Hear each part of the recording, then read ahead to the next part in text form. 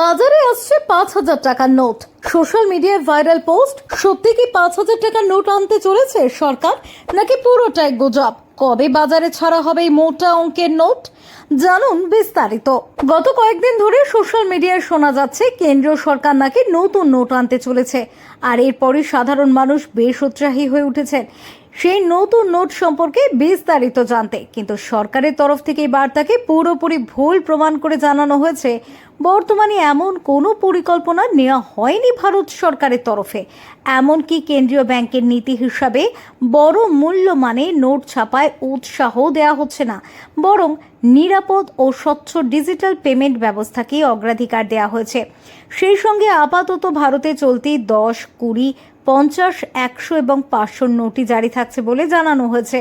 পাশাপাশি সোশ্যাল মিডিয়ার ফরওয়ার্ড মেসেজকে সর্বদা সত্য বলে গণ্য করতেও মানা করা হয়েছে।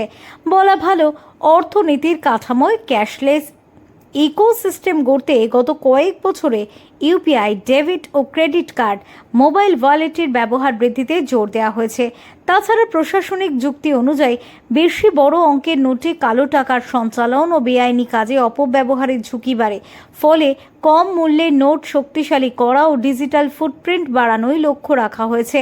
সেই সঙ্গে এই ধরনের গুজবের সাধারণ মানুষের সিদ্ধান্তে প্রভাব পড়তে পারে বলেও মনে করছে সংশ্লিষ্ট মহল। তাই যে কোনো আর্থিক সংবাদ শেয়ার বা ফরওয়ার্ড করার আগে তা অফিসিয়াল চ্যানেলে মিলিয়ে দেখার আবেদন জানানো হয়েছে।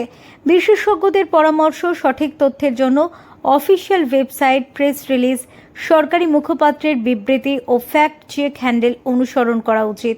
এমনকি পরিবারে বয়স্ক সদস্য বা প্রযুক্তিতে অনভ্যস্তদেরও এমন বার্তার ঝুঁকি সম্পর্কে সচেতন করা প্রয়োজন বলে দাবি করেছেন বিশেষজ্ঞরা। উল্লেখ্য, 2016 সালের নোটবন্দির পর নতুন নকশার 500 টাকা চালু করা হয়েছিল এবং কিছু সময় 2000 টাকার নোটও ছিল, পরে যা তুলে নেওয়া হয়েছে। কিন্তু 5000-এর নোট নিয়ে তৈরি হওয়া নিয়ে জল্পনা একেবারে নস্যাৎ করে জানানো হয়েছে এই মুহূর্তে 5000-এর নোট বাজারে আনার কোনো সিদ্ধান্ত নেওয়া হয়নি।